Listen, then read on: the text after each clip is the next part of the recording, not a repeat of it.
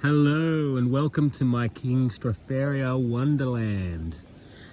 Stumbled upon this massive patch, and there's multiple patches along this path, but I just thought I'd show a short video on some key characteristics to help you identify them in the field. This is an edible mushroom. It's Stropharia rugosoannulata. We have so many here, I don't even know where to start. We've got some mature specimen, some less mature. Straight away you're going to see the colour of the hat or the cap, the pileus, however you would like to say it. Got this lovely red wine sort of colour. Some common names are King Stropharia, Garden Giant. I'm sure there's more. Got a few smaller ones here, you can see. This one's been knocked out, I didn't touch it yet. Look at that cool annulus, or the partial veil that's still attached. It's got this star-like feature pointing rugose, which is part of the name. You see a bit more of the partial veil remnants breaking off on the cap margin. No, now we focus. It's got this red wineish sort of coloured cap that fades once they get bigger and older. Sometimes if they're in the sun they can be almost completely white. Hidden in this little patch here we've got some Lauratiomyces series. Yeah. They are in the Strophariaceae as well. They have a similar spore print colour. You can see here, in Dutch these are called the blauwplaat Stropharia. Blauwplaat, which is kind of blue, but the description would say purple-black. Like most Stropharia, or all Stropharia.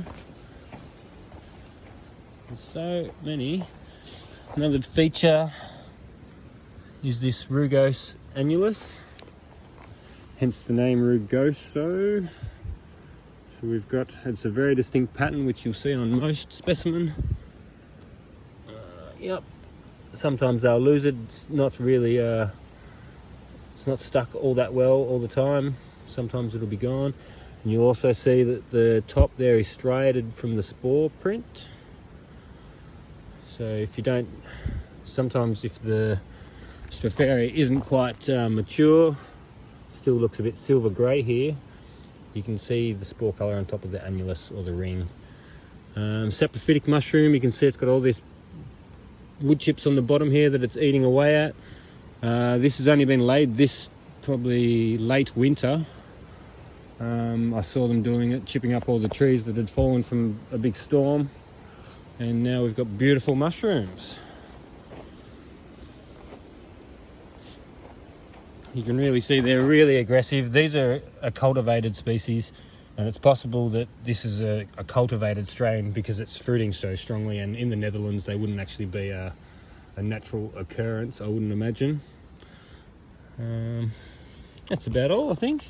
I'm going to pick some nice little ones, nice ones like this, and some of the bigger ones over here. This one looks perfect. And I'm going to find a recipe, something nice to cook, a casserole or something.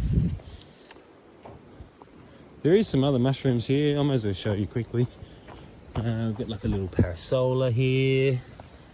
There's a rasula here. Another little parasola. Probably wrong parasola. One of the new names in the genera, I can't remember. Here's another smaller rasula. You can see the striations there.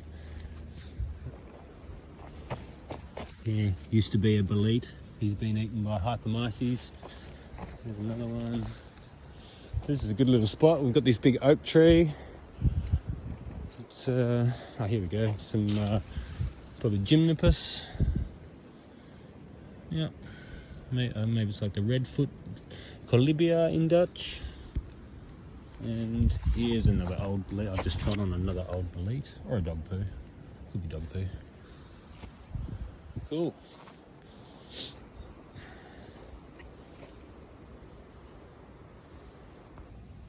Okay, so I've harvested myself a nice little collection, mostly small young ones that haven't quite opened yet. I won't get back here for a few days until work on Monday.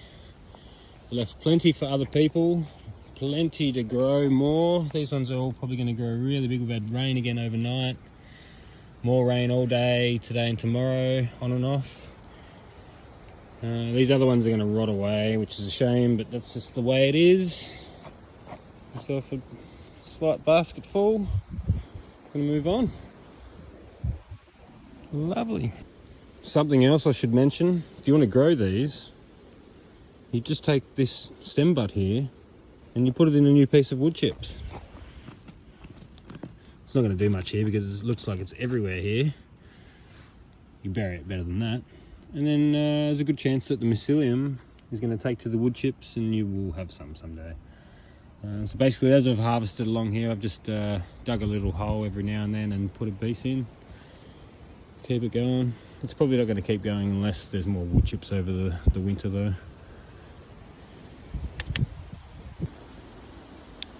I'm walking on further and they just keep going. They don't seem to stop. There's more along here. Look at all that spore.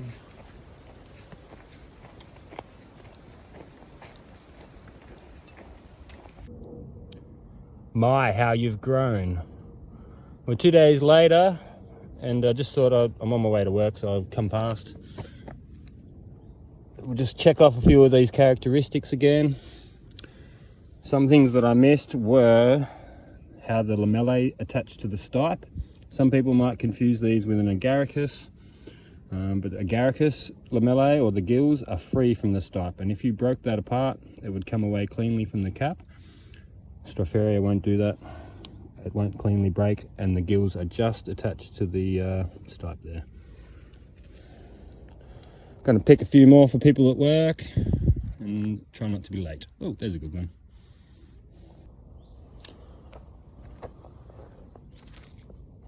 The rain over the weekend's done the trick.